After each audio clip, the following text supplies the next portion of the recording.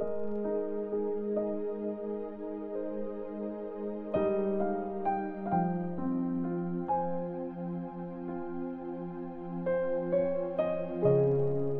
Timothy chapter 5. Obligasyon sa mga members ng church.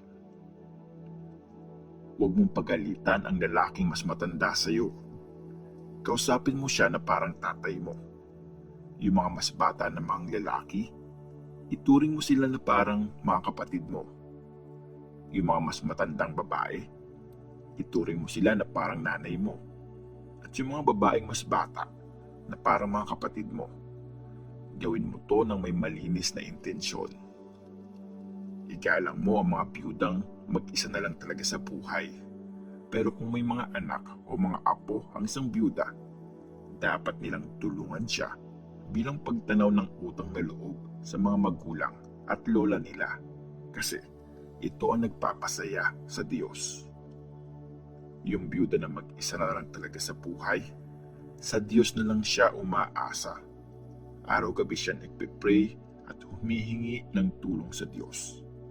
Pero ang biyudang puro pasarap sa buhay ang iniisip, para na rin siyang patay kahit buhay pa siya. Iutos mo ang mga ito para walang masabing mali tungkol sa kanila.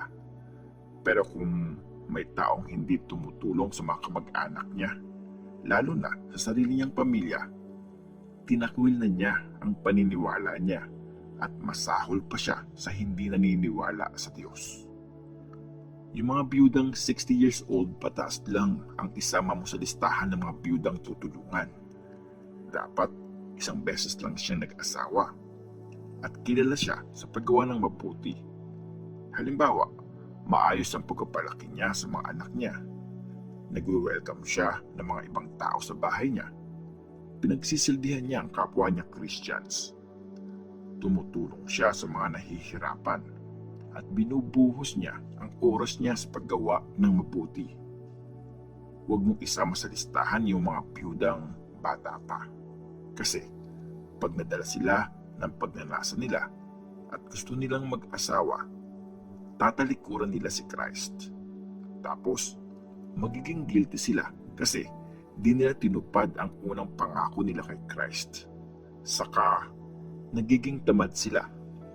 Inuubos nila ang oras nila sa pangapit bahay.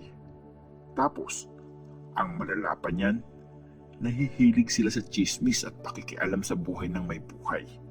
Pinag-uusapan nila yung mga di dapat nila pag-usapan.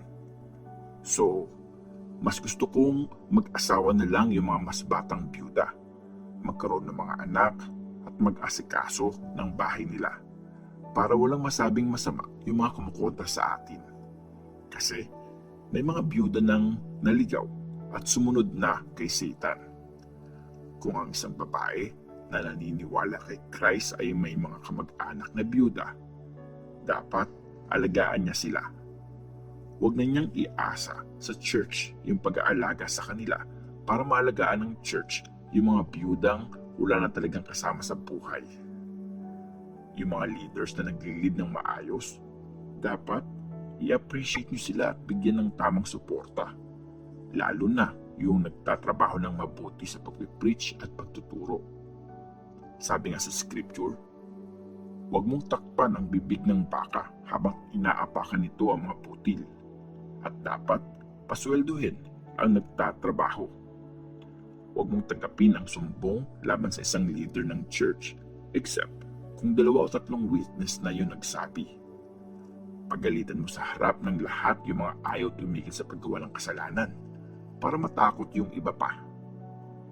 Sa harap ng Diyos at ni Christ Jesus at ng mga banal na angels, inuutos ko sa iyo na sundin mo ang mga bagay na ito nang walang kinakampihan o pinapaboran.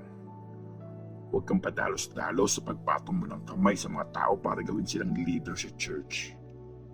Huwag kang makisali sa mga kasalanan ng iba. Sikapin mong huwag kang magkasala. Huwag lang tubig ang inumin mo. Uminom ka rin ng konting wine para makatulong sa sikmura mo since madalas kang magkasakit. Kitang-kita na yung mga kasalanan ng ibang tao At bago pa man sila i-judge, guilty na sila. Pero yung kasalanan ng iba, saka pa lang makikita. Ganon din naman, kitang-kita yung mga mabubuting gawa at kung hindi pa man nakikita yung iba, malalaman at malalaman din yan.